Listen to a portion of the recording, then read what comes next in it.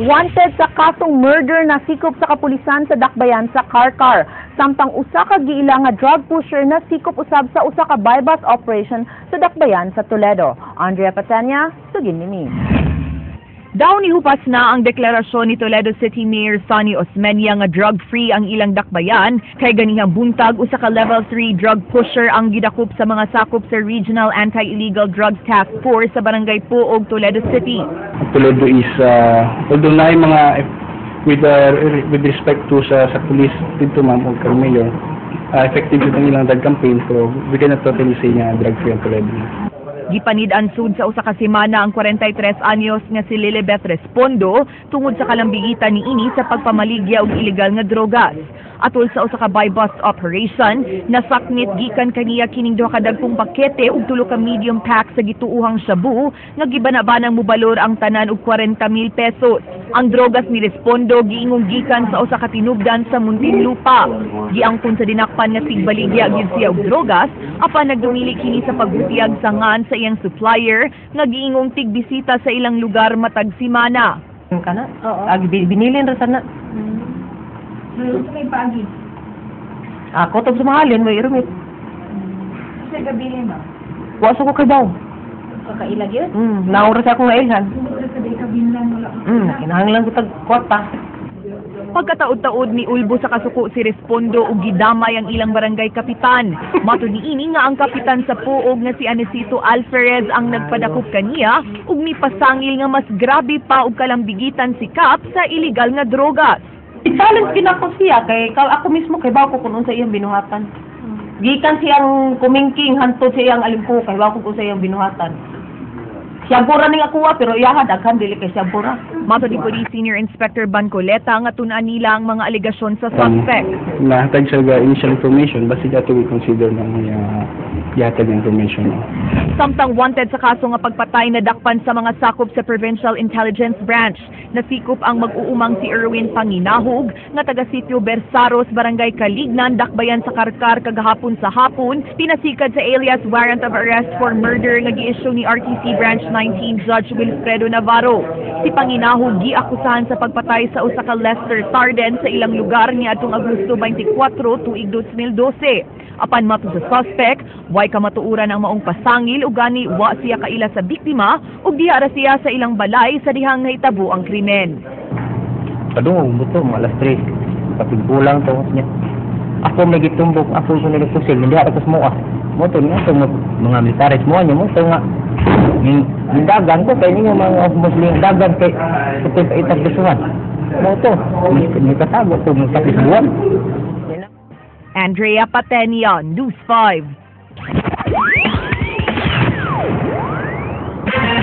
Delikadong mahulpa ang pipila ka bahin sa Pangpangan, natipak dihang nigo ang 7.2 magnitude nga linog niadtong buwan sa Oktubre sa bukirang bahin sa Buhisan.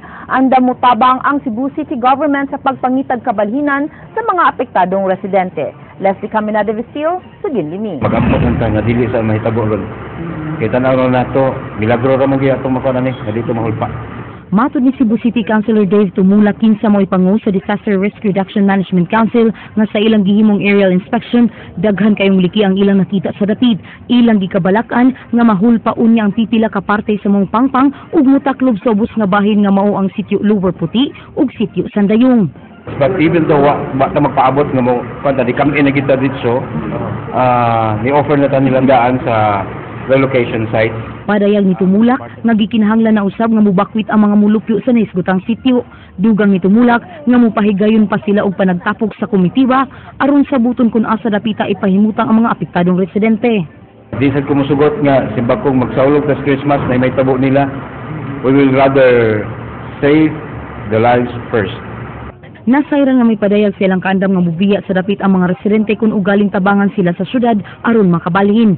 Si Mayor Michael Rama may padayag sab nga iyang gimanduan ang komitiba nga mao'y nagdumala sa nahitabo sa Buhisan nga paspasan ang pagtubag sa mga yanguong sa katawan aron mahalikay sa kakuyaw ang mga apektado. I already told, nabot naman ng NGB, di ba? It has to be addressed quickly. Leslie Camina de Vistil, News 5. Duha ka mga dagkong investors mi padaog unsolicited proposals kang Mayor Michael Rama aron mopalit og luna sa South Road Properties. Gibutyag ni Mayor Michael Rama nga ang Robinsons Land Corporation mitanyag kaniya sa usa ka joint venture o usa ka outright sale alang sa pagdevelop sa yuta sa SRP. Samtang ang lokal nga kompanya nga Primary Properties Corporation mipadayag usab nga makig joint venture uban sa dakbayan sa Sugbo. Matud ni Mayor Michael Rama, aduna pay daghang investors nga mipadayag kaniya nga mupalit og mga nabiling luna sa SRP. Gikuha na sa tagtungod ang usa sa 7 ka wa mailing lawas nga gilubong sa usa ka mass burial sa Caritas Cemetery. Ani ang aksyon di siya exclusive hatod di kapatid Andrea Patenia. Dako ang pagtuo ug hugot ang pag-ampo ni Ricky Pomoy nga makauban niya ang iyang asawa nga si Alma karong Pasko. Usa si Alma sa mga wa pa makit-in pasahero sa nalunod nga barkong MV St. Thomas Aquinas sa Lawi Ledge ni adtong Agosto 16. Dihang gitawgan si Pomoy sa mga sakop sa Disaster Victim Identification sa PNP, nagtuo kining pahibaw-on siya nga buhi ang iyang asawa apan lain di ay. Kang Alma ang tulo ka bahin sa lawas nga na-recover ug gilubong sa mass burial site dinhi sa Careta Cemetery. Naatlan sa News 5 ang pag-ugkat sa nitsyong adunay case number 71, 75 ug 76 nga nahimutangan sa mga parte sa lawas ni Alma. Ipa-cremate kini ni Ricky aron iyang mada sa Siargao.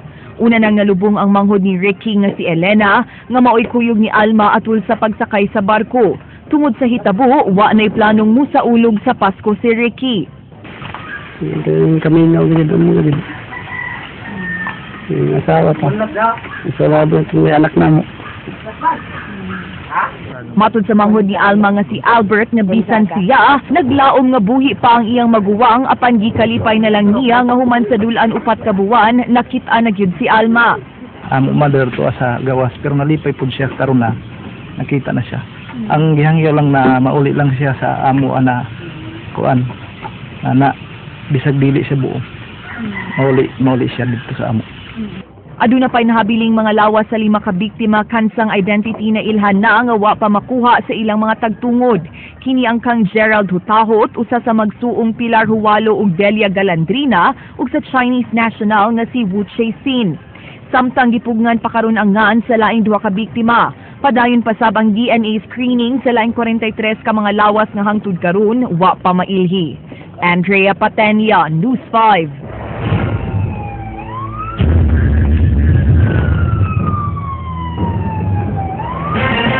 Nagpakitabang karon ang mga nasunugan sa Barangay Careta. Nahimo nilang temporaryong Pinoy-ana ng usa ka samang duol sa ilang lugar human sila gipapahawa sa Careta Elementary School nga mo'y nahimong evacuation center. Jinky Barrio, Sugin Limi. Sud sa Doña Pepang Cemetery, nagsagol ang mga patay ug buhi nga tawo. Human mi desisyon ang kadaghanan sa mga nasunugan nga dinhi una temporaryong mamuyo samtang wa pay kapuy-an. 20 ka mga tents nga gidonar sa Red Cross ang gitapok ining bakante nga luna alang sa mga biktima sa sunog. Kauban ni Noy Jimmy, ining usa ka tent mao ang lain pang 14 ka mga individual diin sagad kanila pulos mga bata. Anya nagantos ni ka init nya. Wa sa may mga balay yun ani na mi diri nagpuyo sa kuan ng interyuhan. Samtang dinhi sa usa ka mausoleo, nagtapok sab ang laing 6 ka mga pamilya. Ang mga nicho mo'y nagsilbing higdaanan sa mga bata, samtang dunay giduyan sa inahan. Bisan og naglisod sa ilang kahimtang, giagwanta na lang kini ni Maria Ninia. Banta na lang medyo ang paabot na lang desisyon kung dili na mo pwede matawag balay dira good nya akong papa na lagi pa kuan kay asa mi mamuyuan ni so banta na lang medyo.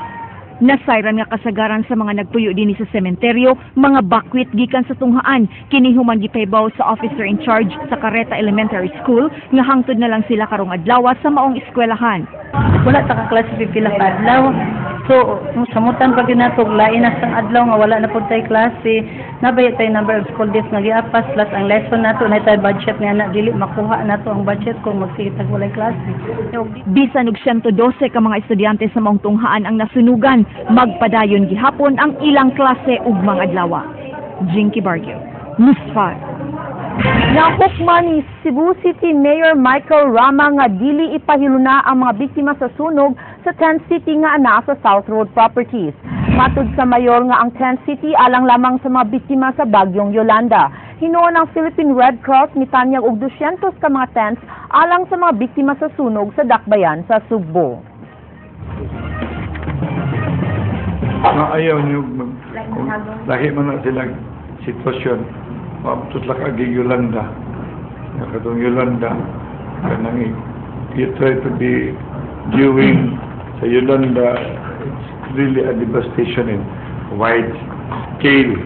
That would mean there's no food around, there's no commercial activities around, there's no such thing as possible semblance of a society that are looking beyond with some hope of improvement. Inanay na nga gilimpyuhan ang mga nasunog nga kabalayan sa Barangay Carreta ug Tejero. Mga residente nang hinaot nga daling matuman ang plano sa City Hall nga palapdan ang ilang dalan aron makatukod na sila balik sa ilang mga balay. Jinky Baguio, Sugin Limi. Sayong gisugdan ng clearing operation sa mga nasunog na kabalayan sa sitio Laray ug kay Mitos sa Barangay Carreta, ingon man sa sitio Santa Teresita ug Sambag sa Barangay Tejero nga naugdaw niya tong Martes sa hapon. Ang pamilya ni Arnold nga nagpuyo ilawom sa tent, human maabo ang ilang balay nang hinaot nga paspasan sa gobyerno ang pagpalapad sa ilang dalan aron makatukod na sila og temporaryong pinuy-anan sa maong luna. Nga mo lang mga madali na reblocking dia para makabalik mi sa among pagpuyo ba nga kuan ba kanang kay di man kay diri sa pinner mi magsaligod kay diri pait man kay mong kuan diri naghuot ba. Matud ni Carreta Barangay Captain Eduardo Lauron nga dunay nitumaw nga mga pribadong individual nga miangkon sa luna nga nasunugan apan alang niya dili kini babag sa mga naapektuhang residente nga di na makabalik sa maong lugar. Ang kanang iban nga naapektuhan nga moingon sila way pagtagad siguro kuwang lang sa pansin pero ang tanan tao gitagad yun ang tanang nahitabuan sa mga nasunugan pero wag yun na to sila pasagdihan tod gani apit nga ganito wala na gitay tulog ka para lang sa pagpumonitor sa atong mga tao para lang yun sa mga taong residente nga nasunugan. Si Vice Mayor Edgar Labella nga may bisita sa lugar nagkanayon nga mitagana na ang City Hall ug mga hinabang alang sa kapin 500 ka mga individual nga biktima sa sunog. Suba sa atong lagda nasud sa tulok adlaw tagaan nato ni sila kaon-taon nya gi-assess karon sa nila na Dr. Consa sa DSWS kining pagka-provide niya og potential assistance ug ang ato sang kining construction materials. Posibleng sunod semana makatukod na og balik sa ilang mga balay ang mga residente. Jinky Baguio, News 5.